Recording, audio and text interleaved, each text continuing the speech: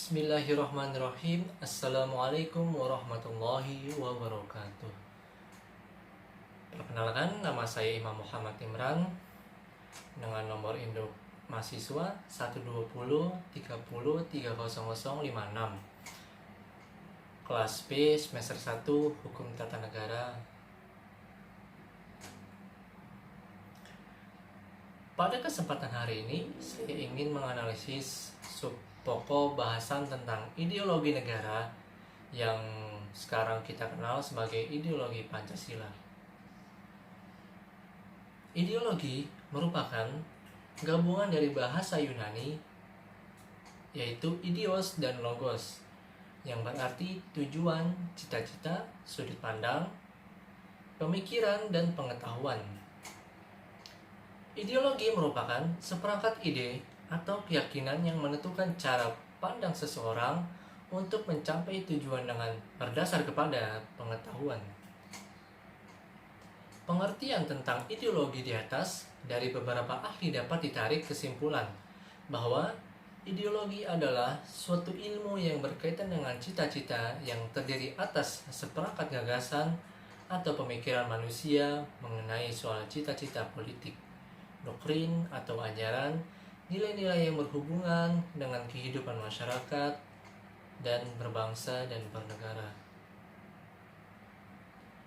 Perlunya ideologi bagi suatu bangsa yaitu yang pertama, sebagai landasan untuk memahami dan menafsirkan dunia dan kejadian-kejadian di alam sekitarnya. Yang kedua, orientasi dasar yang memberikan makna dan menunjukkan tujuan dalam kehidupan manusia. Yang ketiga, sebagai norma yang menjadi pedoman dan pegangan bagi seseorang untuk melangkah dan bertindak. Yang keempat, sebagai bekal dan jalan bagi seseorang untuk menentukan identitasnya. Yang kelima, sebagai kekuatan yang mampu menyemangati dan mendorong seseorang untuk menjalankan kegiatan dan mencapai tujuan. Yang keenam, sebagai pendidikan bagi seseorang atau bangsa untuk memahami serta menolak tingkah lakunya sesuai dengan orientasi dan norma-norma yang terkandung di dalamnya. Selanjutnya, Pancasila sebagai ideologi persatuan. Seperti yang kita ketahui, kondisi masyarakat sejak permulaan hidup kenegaraan adalah serba majemuk. Masyarakat Indonesia bersifat multi etnik, multi agama, dan multi ideologis. Kemajemukan tersebut menunjukkan adanya berbagai unsur yang saling berinteraksi.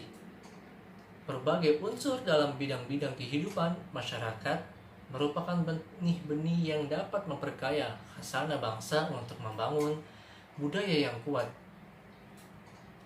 Namun, sebaliknya dapat memperlemah kekuatan bangsa dengan berbagai percekcokan serta perselisihan dalam kondisi masyarakat Indonesia yang serba majemuk. Seperti itulah Pancasila hadir sebagai ideologi persatuan. Kewajiban bangsa Indonesia untuk mempertahankan ideologi Pancasila. Yang pertama, perlunya Pancasila untuk dipertahankan. Mengapa Pancasila perlu dipertahankan? Perjuangan untuk menegakkan negara kesatuan Republik Indonesia yang meliputi kepulauan Nusantara dari Sabang sampai Merauke dengan keragaman suku, budaya, bahasa, dan agama amatlah berat dan memakan banyak korban. Yang kedua, nilai-nilai ideologi Pancasila. Pancasila memiliki 5 sila yang memiliki nilai ketuhanan, kemanusiaan, persatuan, kerakyatan, dan keadilan. Nilai-nilai inilah yang menjadi dasar untuk hidup berbangsa dan bernegara. Nilai-nilai tersebut adalah nilai-nilai yang bersifat objektif dan yang bersifat subjektif. Objektif. Nilai-nilai Pancasila memiliki sifat objektif yang berarti rumusan dari sila Pancasila memiliki makna yang paling dalam, Yang kedua, Pancasila yang terdapat pada pembukaan Undang-Undang Dasar 1945 sebagai kaidah pokok yang mendasar. Yang ketiga, nilai-nilai Pancasila akan tetap ada sepanjang masa dalam kehidupan bangsa Indonesia. Subjektif. Nilai-nilai Pancasila bersifat subjektif, yang berarti keberadaan nilai-nilai Pancasila bergantung pada bangsa Indonesia sendiri. Hal tersebut dikarenakan nilai-nilai Pancasila muncul dari bangsa Indonesia. Yang kedua, terdapat nilai-nilai kerohanian yang terkandung dalam Pancasila. Yang ketiga, menjadi pandangan hidup bangsa Indonesia.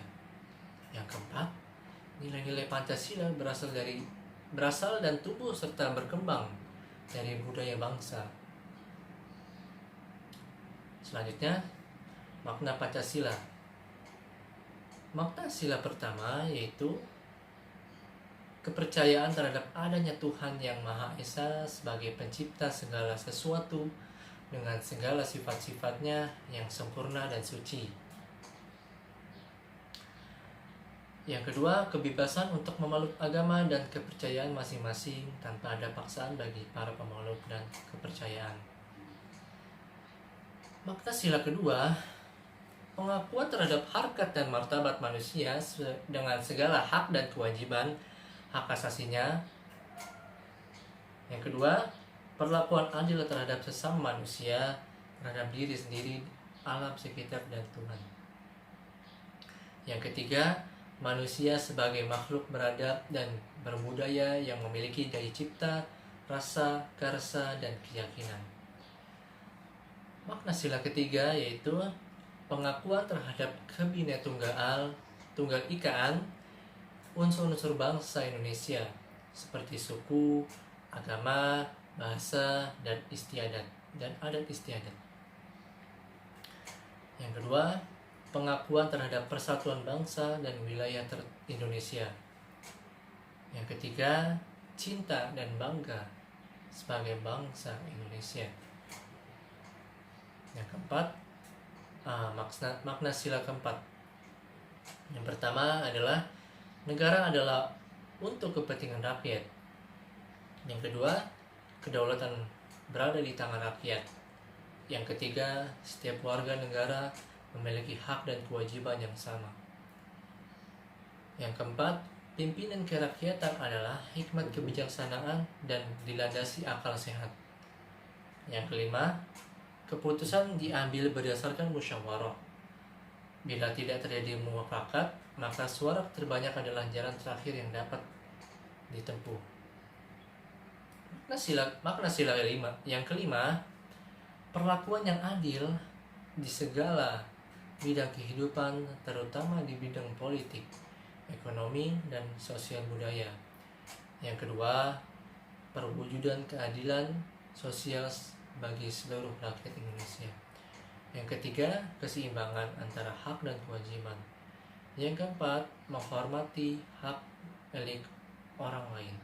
Yang kelima, cita-cita masyarakat adil dan makmur bagi seluruh rakyat Indonesia. Sekian yang bisa saya analisis.